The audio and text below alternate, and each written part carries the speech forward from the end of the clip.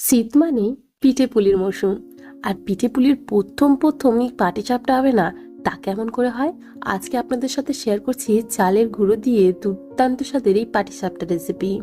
ভিডিওটি শুরু থেকে শেষ পর্যন্ত দেখার অনুরোধ রইল।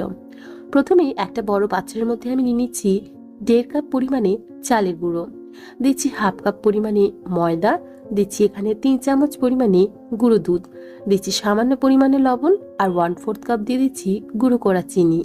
আমি এখানে সুজি ব্যবহার করিনি, তবে আপনারা চাইলে এখানে ওই 2-3 চামচের মতো সুজি ব্যবহার করতে পারেন। সব শুকনো উপকরণগুলো একসাথে মিশিয়ে নেওয়ার পর উষ্ণ গরম জল আমি এখানে দিয়ে দিচ্ছি। প্রথমে 1 কাপ জল দিয়ে দিলাম। খুব বেশি জল একেবারেই দেবেন না, প্রথমে আলতো হাতে ভালোভাবে মিশিয়ে নিতে হবে, তারপর অল্প অল্প জল এখানে ব্যবহার করতে হবে। তো প্রথমেই আমি 1 কাপ জল ব্যবহার করেছি, তারপর দিয়ে দিলাম 1/2 কাপ পরিমাণে জল।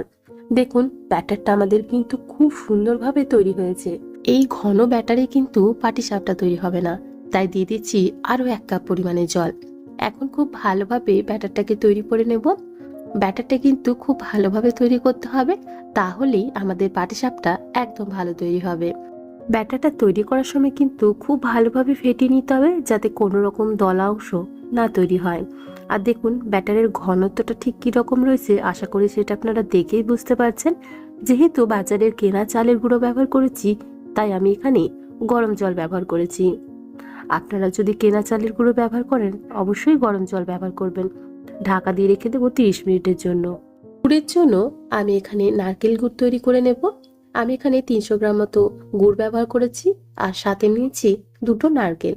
নারকেলটাকে খুব ভালোভাবে মিক্সির মধ্যে দিয়ে পেস্ট করে নিয়েছি। দেখুন কতটা সুন্দরভাবে পেস্ট হয়েছে, আশা করি সেটা আপনারা দেখেই বুঝতে পারছেন। আপনারা চাইলে কুড়িয়েও নিতে পারেন। এখন গুড়ের সাথে খুব ভালোভাবে মিশিয়ে নিলাম। এখন ফ্লেমটাকে অন করে দেব, আর পাটিসাপটার জন্য পুরটা তৈরি করে নেব। আমি এখানে নারকেল গুড় ব্যবহার করছি পুরের জন্য, তবে আপনারা চাইলে কিন্তু এখানে নারকেল গুড়ের পরিবর্তে ক্ষীর দিয়েও এই পাটিসাপটাটা তৈরি করে নিতে পারবেন। এইভাবে তৈরি করলে কিন্তু খুব সহজে নারকেল গুড় তৈরি হয়ে যায়, আর কোনো রকম কোরানোর ঝামেলা থাকে না।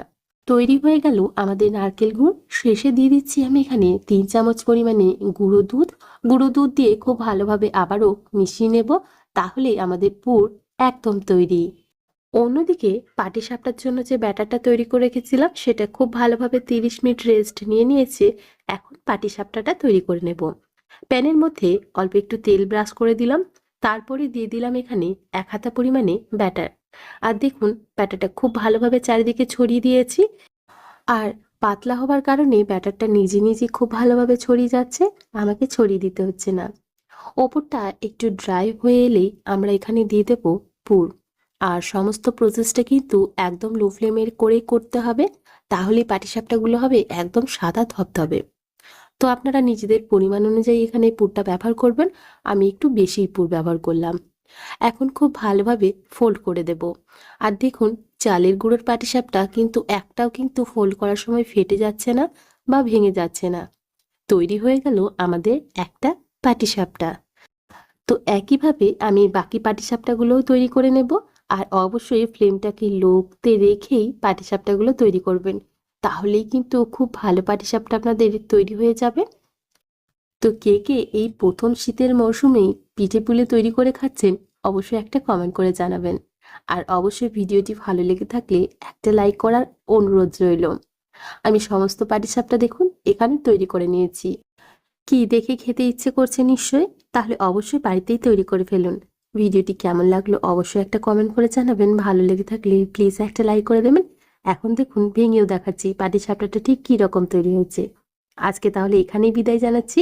আবারও হাজির হয়ে যাব অন্য কোনো দিন অন্য কোনো ভিডিও নিয়ে।